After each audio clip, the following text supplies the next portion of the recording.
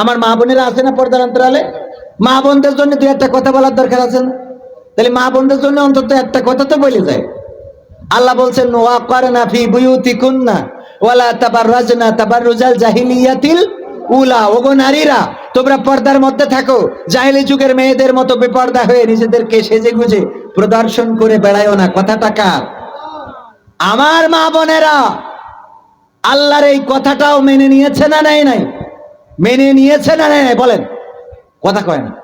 এখনকার মা বোনেরা মেনে নিয়েছে। কেমন মেনে নিয়েছে?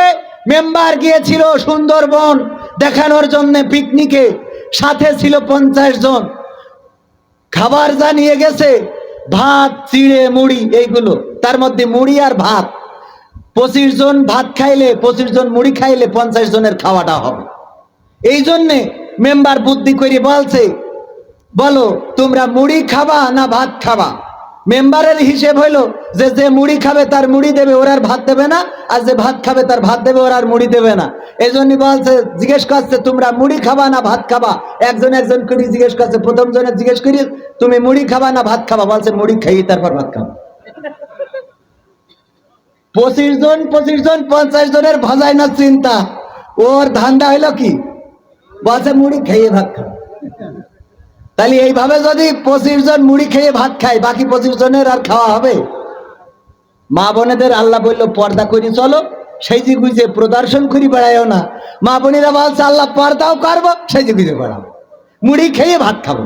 এখন দেখবেন বুরকা পরিয়ে টিকটক। সুবহানাল্লাহ।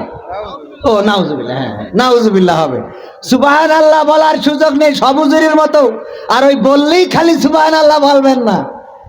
মা বোনেরা বুরখা পরে, ওরে বাবা আমার সাথে তালায় জুবাইর ভাই দেখা, পিছনে দেখি বুরখা পরা। আমি বলছি জুবাইর ভাই বিয়ে করলেন কবে? বললেন না তো। তো বলছে না না না বিয়ে করিনি এখন।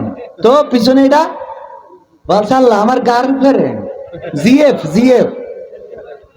বলছে এই আমার কবির ভাই, আমি তাকে বড় ভাইয়ের মতো সম্মান করি, একটু মুখটা খুলে দেখাও। ভাই দেখেন তো আমি যার সাথে লাইন চালাচ্ছি ঠিক আছে কিনা।